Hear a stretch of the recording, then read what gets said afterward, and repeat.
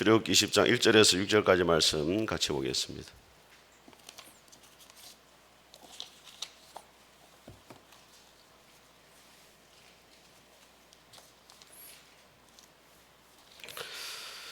우리 한 절씩 교독하겠습니다. 하나님이 모든 말씀으로 말씀하 이르시되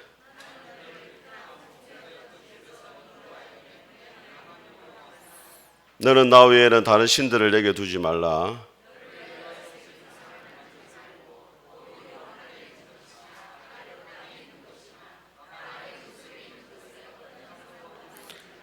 그것들에게 절하지 말며 그것들을 섬기지 말라. 나 내 하나님 여호와는 질투하는 하나님인즉 나를 미워하는 자의 죄를 갚되 아버지로부터 아들에게로 3, 4대까지 이르게 하거니와.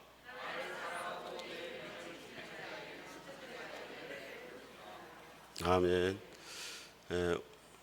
우리 앞뒤로 인사하겠습니다. 잘 오셨습니다. 은혜 받으시기 바랍니다. 네, 다시 한번 인사하겠습니다. 새해 복 많이 받으세요. 예, 한 번 더 인사하겠습니다. 하나님께 영광과 기쁨이 되길 바랍니다. 예, 설 명절을 맞아서 우리 사랑하는 성도 여러분들에게도 하나님의 은혜와 평강이 함께 할 수 있기를 주님의 이름으로 축복합니다. 설날이 되면 이제 가족들을 만나고 친지들을 만나가지고 좋은 시간들을 보내는데, 문제는 만날 때는 좋았는데 또 만나가지고 또 여러 가지 일들 때문에 상처받고 헤어지는 게 부지기수입니다. 그래서 여러분들이 명절에 만났을 때 제가 세 가지만 말씀을 드리겠습니다. 첫째는 뭐냐면 여러분들이 하나님의 자녀인 것을 잊지 마시길 바랍니다. 먹든지 마시든지 무엇을 하든지 하나님의 영광을 위해서 할 수 있게 되기를 주님의 이름으로 축복합니다. 두 번째는 전도의 기회로 삼으시길 바랍니다. 말로만 전도하는 것이 아니고 우리 가족들 만날 때 서로 배려하고 먼저 섬기고 희생하고 또 사랑함으로 여러분의 삶을 통해 가지고 예수님을 보여줄 수 있기를 바랍니다. 세 번째는 입술에 파수꾼을 세우길 바랍니다. 여러분 가족들 만나면 궁금한 게 많잖아요. 질문을 많이 하거든요. 뭐 취업은 어떻게 됐냐, 뭐 결혼은 어떻게 하느냐, 뭐 이런 거 다 여러분이 궁금하지만 그 사람들이 볼 때 상당히 스트레스가 됩니다. 그래서 여러분 절대로 여러분이 궁금하다가 다 물어보지 마시고 지혜롭게 하시기 바랍니다. 그 다음에 비교하는 말은 절대 하지 마시기 바랍니다. 누구 집 아들은 이번에 명절에 해외로 뭐 여행 간다고 비행기표를 끊어줬다더라, 뭐 누구 집 딸은 뭐 무슨 선물을 가져왔다더라, 이런 비교하는 말은 절대 하지 마시기 바랍니다. 대신에 서로 칭찬하고 감사하는 말들을 많이 할 수 있기 바랍니다.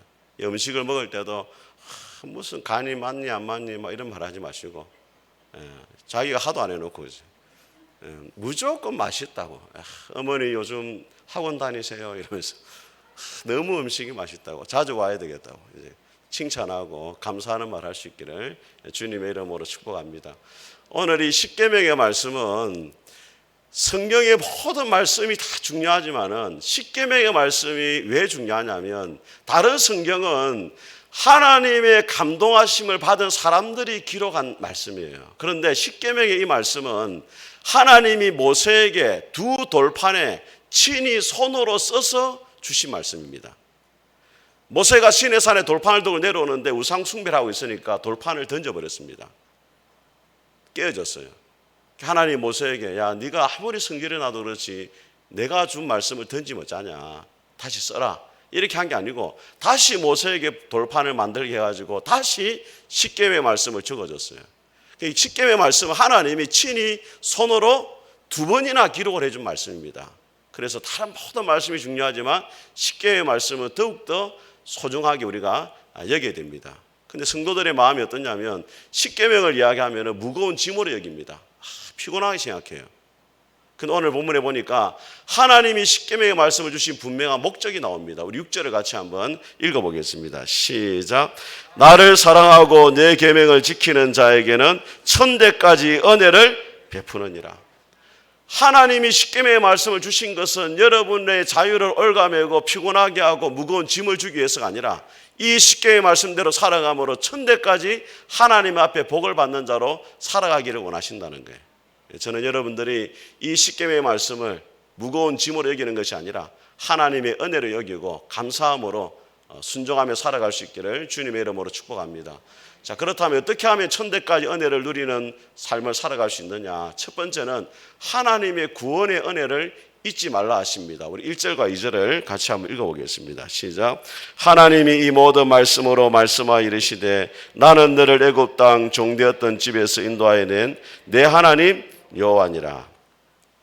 하나님께서 이스라엘 백성들에게 십계명의 말씀을 말씀하기 전에 하나님을 어떤 분으로 지금 소개를 하고 있습니까? 나는 너를 애굽 땅 종되었던 집에서 인도하여 내신 너희 하나님 여호와다. 구원의 하나님을 강조하고 있습니다. 이스라엘 백성들이 애굽에서 몇 년을 노예 생활했냐면 430년을 노예 생활했어요. 여러분, 노예 생활은 그 당시에 짐승과 다름이 없었습니다. 짐승과 사람의 차이는 말을 할 수 있느냐 없느냐, 그 정도 노예들이 비참한 삶을 살았어요. 그 시간을 430년을 보냈습니다. 절망과 고통 가운데 신음하고 있을 때 아무도 이스라엘 백성들을 돌아봐주는 사람이 없었어요. 그들의 고통의 소리에 귀를 기울이는 사람이 아무도 없었습니다. 그런데 하나님께서 이스라엘 백성들을 고통의 소리를 들으시고 구원해 주셨습니다. 그 하나님의 놀라운 은혜와 사랑을 너희들이 받았다면 십계명의 말씀을 생각할 때 단순히 먼저 지켜야 되겠다는 의무감이 아니라 하나님의 은혜와 사랑을 먼저 떠올려야 된다는 거예요. 그리고 너희들이 과거에는 애굽의 종으로 살았지만 이제는 하나님의 구원받은 백성이 되었으니까 하나님의 구원받은 백성답게 살아가야 된다는 거예요. 성도들이 구원에 대해서 떠올릴 때 잘못된 두 가지 오해가 있습니다. 첫째는 뭐냐면 예수님을 믿어야 되지만 선을 행해야 구원을 받는다는 거예요. 믿음도 중요하지만은 선한 삶을 살아야 된다는 거예요. 또 다른 잘못된 오해는 뭐냐면 예수님을 믿음으로 구원을 받기 때문에 구원받은 다음에는 아무렇게나 살아도 상관이 없다는 거예요. 이 구원파 이단입니다. 이 주장하는 사람들이. 자, 그런데 여러분, 오늘 하나님이 십계명을 주신 시간이 언제입니까? 이스라엘 백성들이 애굽에 있을 때 줬습니까? 애굽에서 나오고 난 다음에 줬습니까? 예, 나오고 난 다음에 줬잖아요. 애굽에 있을 때 십계명을 주면서 이 십계명대로 사는 자만 구원하겠다라고 말했다면 행함이라는 것이 구원의 조건이 될 수가 있는 거예요. 그런데 십계명을 애굽에 있을 때 준 것이 아니고 애굽에서 나온 다음에 주셨다는 것은 계명을 지키는 것이 구원의 조건이 아니고 구원받은 백성들이 구원받은 자답게 살아가기 위해서 이 말씀을 주셨다는 거예요. 그래서 행함이라는 것은 구원의 조건은 아니지만은 구원받은 자라면 반드시 삶 속에서 구원받은 자다운 모습이 나타나야 된다는 거예요. 하워드 피트만이라는 분이 남침례교 목사님이었는데 30년 동안 목회를 했습니다. 목회를 했는데 어느 날 동맥 파열이 왔어요. 사경을 헤매게 되었습니다. 환상 가운데 천국에 가게 되었습니다. 천국에 갔는데 놀라운 사실을 두 가지 발견해요. 첫째는 뭐냐면 천국 문으로 사람들이 다 들어가고 있는데 천국 문 앞에 두 사람이 동시에 못 들어가더라는 거예요. 한 사람씩만 들어가더라는 거예요. 그것을 통해서 이 목사님이 깨달아진 거 뭐냐면 구원은 개인의 믿음으로 얻어진다는 거예요. 전도하면 이렇게 말합니다. 어떤 아이씨 전도하잖아요. 우리 마누라가 예수님 잘 믿기 때문에 천국 갈 때 마누라 치마 잡으면 같이 간다는, 그런 게 없습니다. 여러분, 자기 믿음으로 구원 받는 거예요. 목사 아들이라도 예수님 안 믿으면 구원 못 받는 겁니다. 장로 권사 자녀라도 예수님 안 믿으면 구원 못 받는 거예요. 구원은 자기 믿음으로 가는 겁니다. 또 하나는 이 목사님이 환상 가운데 하나님이 이런 생각을 주시더라는 거예요. 나는 50명의 성도가 천국으로 들어가는 것을 보았지만 내가 놓친 것은 그 시간대였습니다. 50명의 성도가 지구에 죽을 때 1950명의 다른 사람들도 같은 시간대에 죽었습니다. 즉 2000명 중에 50명만 천국에 들어가는 것이었습니다. 나머지 1950명은 그곳에 없었습니다. 그들은 어디에 있었는가? 오직 2.5%만 천국에 가고 있었습니다. 97.5%는 천국에 가지를 못했습니다. 이것이 바로 현 세상의 모습입니다. 지금 세상 사람들 중에 97.5%는 하나님 만날 준비가 되어 있지 않습니다. 오늘 대부분의 교인들이 입으로는 예수님을 믿는다고 말하지만 마음과 삶으로는 그런 모습이 나타나고 있지 않는 것이 문제입니다. 예수님을 믿는다고 말은 하지만 삶 속에서 전혀 하나님 백성다운 모습이 나타나지 않고 있다. 그럼 그 사람의 믿음은 거짓되다는 거예요. 여러분 절대 속으면 안 됩니다. 여러분 자신에게 속으면 안 돼요. 내가 예수를 믿고 있고 교회를 다니고 있기 때문에 당연히 구원을 받을 것이다. 그 여러분 착각이라는 거예요. 예수님이 말씀하셨습니다. 마태복음 7장에 나더러 주여 주여 하는 자마다 다 천국에 들어갈 것이 아니고 하늘에 계신 내 아버지의 뜻대로 행하는 자라야 구원을 받을 것이라 했어요. 이것은 예수님도 믿어야 되고 하나님 뜻대로 살아야 구원받는다 이걸 말하는 게 아니고 예수님을 믿는 자는 반드시 삶 가운데 하나님의 뜻대로 살아가는 모습이 나타나야 된다는 거예요. 삶의 열매가 나타나지 않으면서 내가 구원받는다고 착각해서는 안 된다는 것입니다. 에베소서 2장도 보면 구원에 대해서 이렇게 말합니다. 너희가 은혜로 말미암아 구원을 얻었나니 이것이 너희에게서 난 것이 아니요 하나님의 선물이라. 행위에서 난 것이 아닌 이는 누구든지 자랑치 못하게 하려 함이라. 우리가 구원받는 것은 하나님의 은혜로 되어진 거예요. 행위로 말미암지 않았다.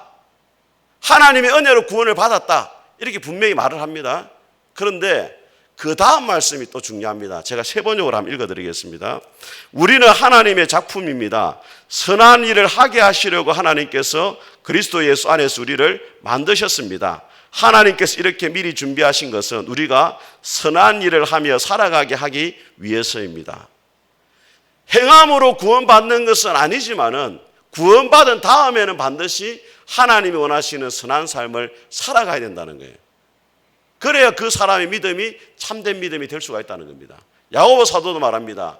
너희들이 하나님이 한 분이신 줄 믿느냐? 잘 아는도다. 귀신들도 믿고 떠느니라. 귀신들도 하나님을 믿어요. 그렇지만 뭐가 없습니까?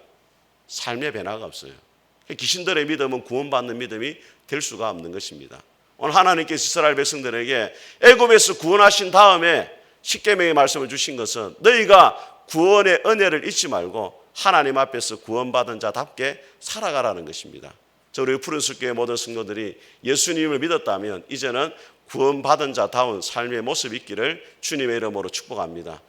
두 번째로 천대까지 은혜를 받는 비결은 무엇이냐면 하나님 외에는 다른 신을 섬기지 말아야 됩니다. 우리 3절을 같이 한번 읽어보겠습니다. 3절 같이 읽겠습니다. 시작. 너는 나 외에는 다른 신들을 내게 두지 말라. 자, 이 말씀을 원문에 가깝게 번역하면은 하나님의 얼굴 앞에 다른 신을 두지 말라 이렇게 되어 있어요. 그 말은 하나님과 우리 사이에 다른 어떤 것이 들어오면은 안 된다는 거예요. 그러면은 그것이 곧 너희들의 신이다 이 말이에요. 여러분 창세기 22장에 하나님께서 아브라함에게 이삭을 바치라고 하신 이유가 뭡니까? 독자 이삭을 주셨는데 왜 이삭을 바치라고 했습니까? 주실 때는 언제고 왜 또 바치라고 해야 해요? 하나님이 아브라함에게 네 아내 사라를 바쳐라 이랬으면 주여 주의 뜻대로 하소서 이렇게 하고 막 셀이 바칠 건데 아들을 사랑하는 아들을 바치라 이러니까 이해가 안 되네 아브라함이. 왜 그렇게 했겠어요 하나님? 하나님과 아브라함 사이에 이삭이 들어와 있었던 거예요. 이삭이 다른 신이 되어 있다는 거예요. 그래서 하나님과 아브라함 사이에 그 들어와 있는 이삭을 하나님 앞에 다시 내려놓으라는 거예요. 루트가 이런 말을 했습니다. 지금 당신이 마음에 두고 의지하는 것이 바로 당신의 하나님입니다. 우리가 마음속에 하나님보다 더 사랑하고 있다면 그것이 우리의 신이라는 거예요.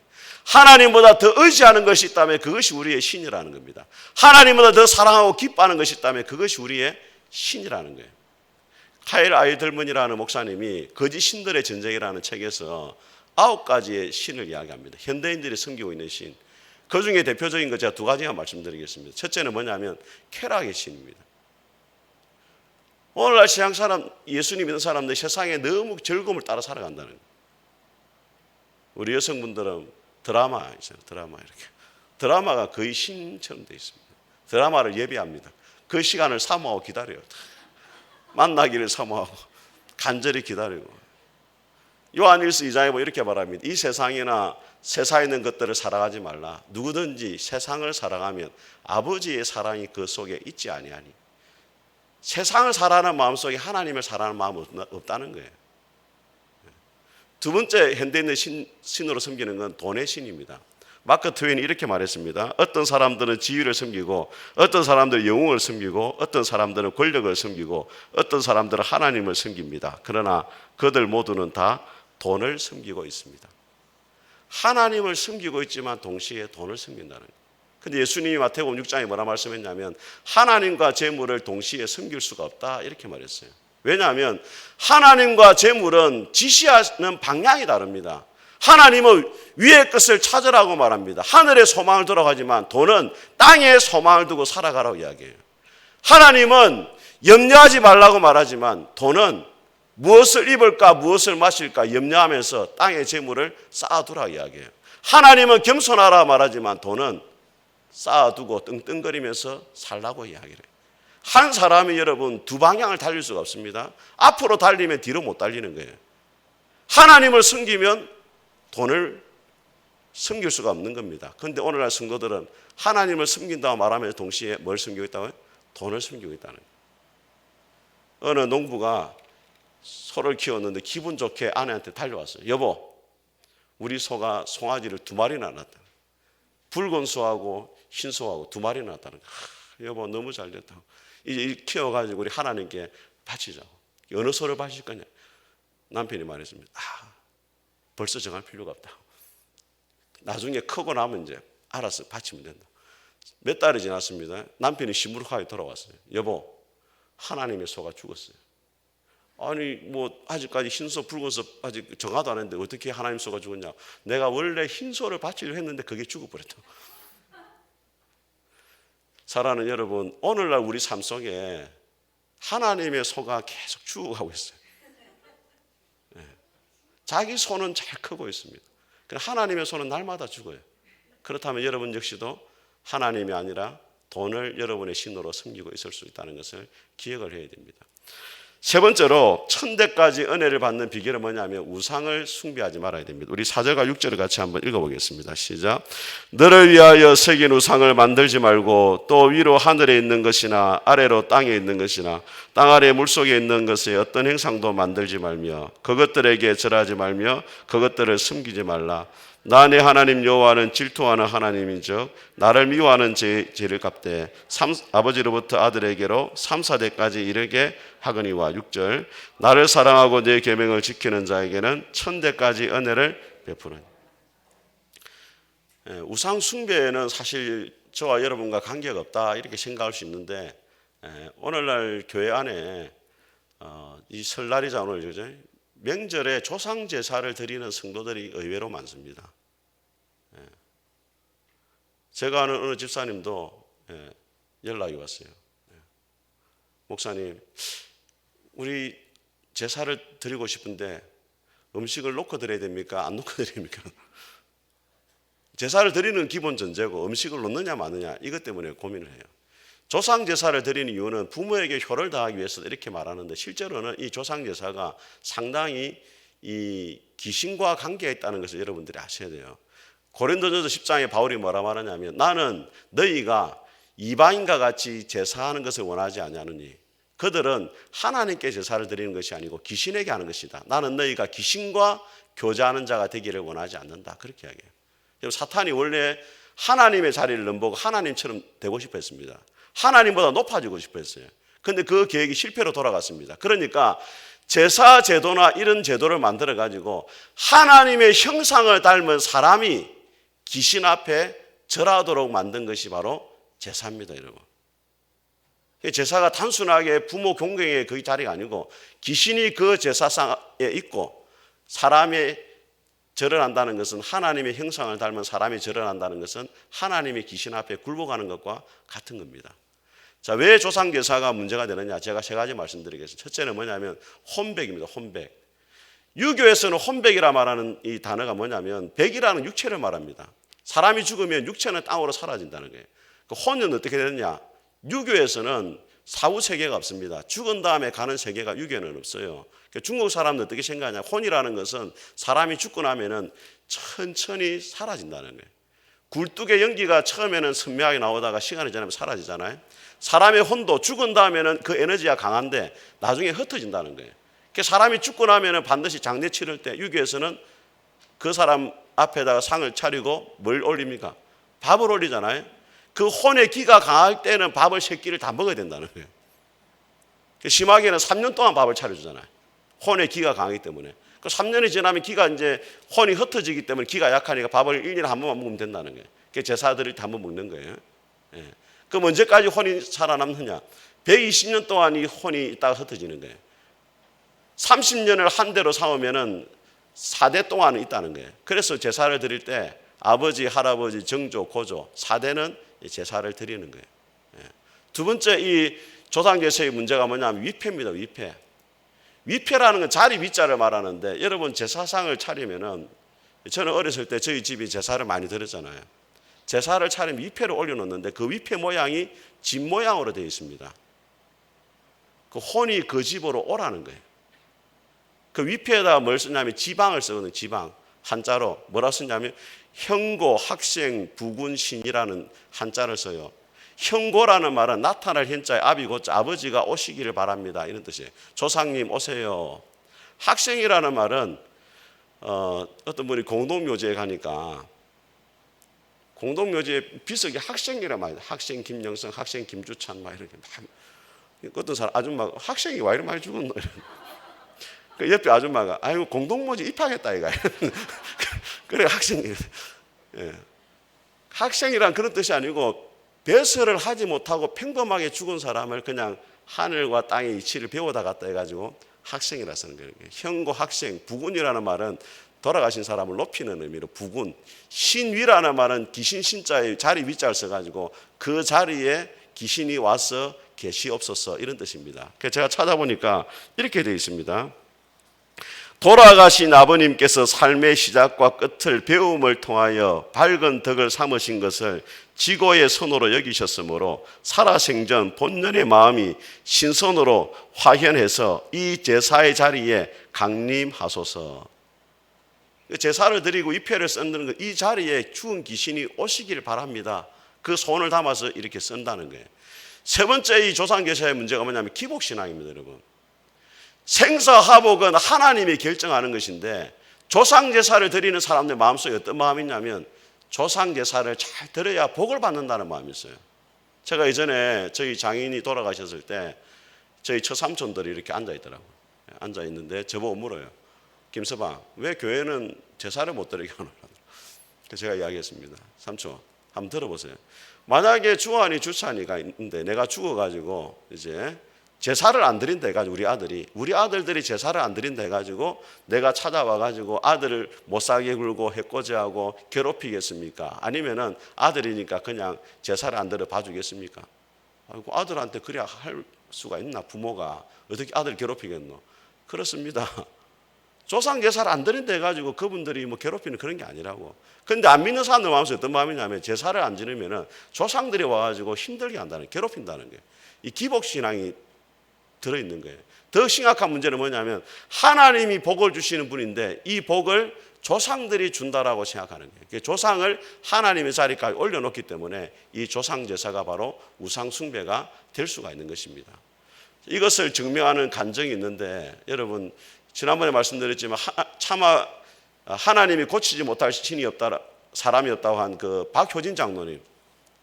박효진 장로님 밀양박가 종손으로 태어났습니다. 이분의 사명은 국가에 충성하고 부모의 효를 다하는 것이 사명으로 삼았어요. 1년에 제사가 13개 있었습니다. 그런데 아내를 따라서 예수님 믿게 되어졌는데 조상 제사가 걸림돌이었습니다. 예수님 믿는데. 한 번은 목사님하고 기도 마치고 철학기도 마치고 이제 집으로 돌아가는데 썩는 냄새가 막 코를 진동한 냄새가 마을에 진동을 하는 거예요. 그 냄새를 따라가 보니까 환한 불이 켜져 있고 제사를 드리고 있는 거예요. 여러분 제사를 드리는 집 앞마당에 보면은 빨랫줄이 이렇게 내려져 있습니다. 그 어릴 때 제가 그거 했습니다. 아버지가 저번에 선아 빨랫줄 내려라 이래서 왜 그렇습니까? 그러니까 귀신이 오다가 목이 걸린다네 밤에 잠은 어두운데 오다가 목 걸리기 때문에 내려놨는데 그 무슨 귀신이 그런 귀신이었나 이렇게 빨랫줄도 못 보고 이렇게 빨랫줄 내려놓고 있는 거예요. 귀신 제사 드리는데 제사를 드리고 있는데 하나님이 그때 영안을 탁 열어주시더래요. 영안을 열어가 보는데 거기 보니까 어떤 광경이 벌어지고 있냐면 이렇게 되어 있습니다. 간증을 보면은 제상 위는 물론이고 제상 아래에도 천장에도 진한 흑색의 영체들이 온통 북적대고 있었습니다. 혹시 잘못 보았나 싶어 아무리 눈을 비비고 다시 보아도 마찬가지였습니다. 수백을 헤아린 엄청난 귀신떼들이 온 집을 누비고 있었습니다. 육신을 가진 제한적 존재가 아니라 영적인 존재여서인지 그들은 마치 공간을 이동하듯이 제상의 위아래를 들락거리고 있었고, 수백의 떼들이 사람의 입으로 한꺼번에 들어가 그의 온몸을 휘젓고 다니다가 옆구리로 빠져나오고 있었습니다. 정작 내가 놀란 것은 아무리 눈을 씻어 보아도 오늘의 주인공인 두 사람의 영이 보이지 않는다는 것이었습니다. 보기에 섬뜩한 귀신들만 헤아릴 수 있을 만큼 많이 북적되어 있을 뿐 정작 제사를 받는 사람의 영혼은 어디에도 없었습니다. 조상 제사를 드리면 조상님이 그 자리에 오면 좋겠지만 실제로는 없다는 거예요. 귀신들만 그 잔치집을 벌리고 있다는 거예요. 그러면서 이분이 또 이렇게 하나님이 말씀하셨습니다. 지금 네가 보는 것이 바로 사탄의 실체이며 귀신의 실상이다. 인간의 영은 육신을 떠나면 하나님의 나라가 임하시는 그날까지는 임의로 이 세상에 들락거릴 수가 없다. 사람은 죽는 그 순간에 하나님의 판단을 받아 천국과 지옥으로 구분되어 들어간다. 제삿날에 후손이 버려놓은 이 제사상에는 조상의 영이 찾아오는 것이 아니라 지금 내 눈에 보이는 저 더러운 귀신들이 대신 몰려들어서 무지한 인간의 영혼과 육신을 더럽히는 것이다. 그러므로 어느 사람도 귀신들의 놀이터요 인간을 더럽히는 사탄의 유임을 제사가 그렇다는 것을 네가 알아야 된다. 그렇게 말씀하시더라는 거예요.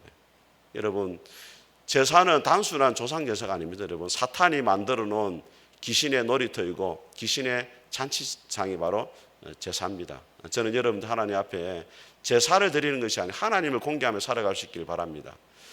여러분, 미국에 조나단 에드워즈라고 하는 유명한 목사님이 계십니다. 교회 역사상 가장 거룩한 사람을 딱 한 사람 들으려면 조나단 에드워즈를 꼽습니다.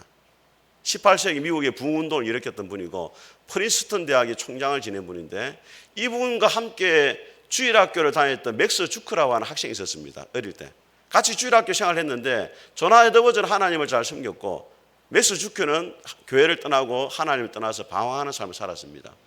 어느 날 교육가 중에 한 분인 알버트 윈십이라는 사람이 이 두 사람의 가문을 추적을 했습니다.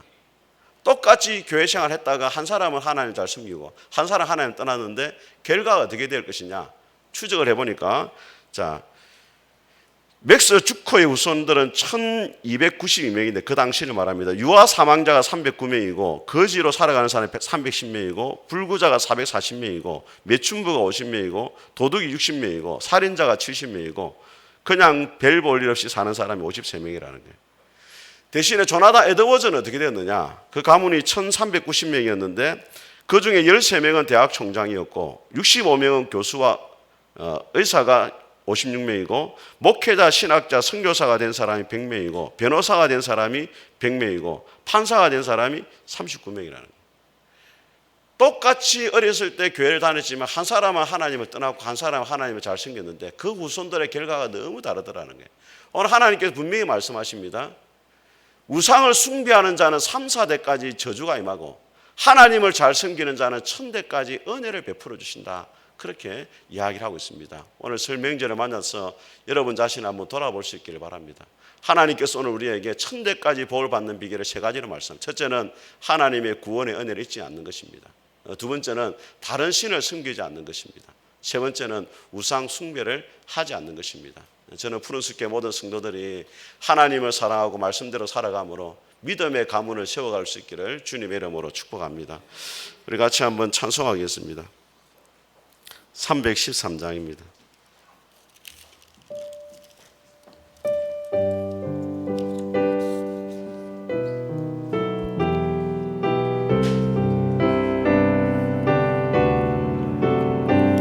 내 임금 예수 내 주여 이제이니 주님 앞에 한없는 은혜 받고서 내 생명 모두 드리오니 거풍성하시는 종을 주 내게 내려주소서. 내 임금 예수 내 주여 내 허물은 엎으시고 주 십자가에 흘리신 그 피를 믿는 마음 보사 내 중한 죄를 사하여 참 평안한 맘 주소서. 내 임금 예수 내 주여 주 은혜에 감격하여 한없는 감사 찬송을 내 주님 앞에 드리오며 내 맘과 정성 다하여 늘 기뻐하며 살리라.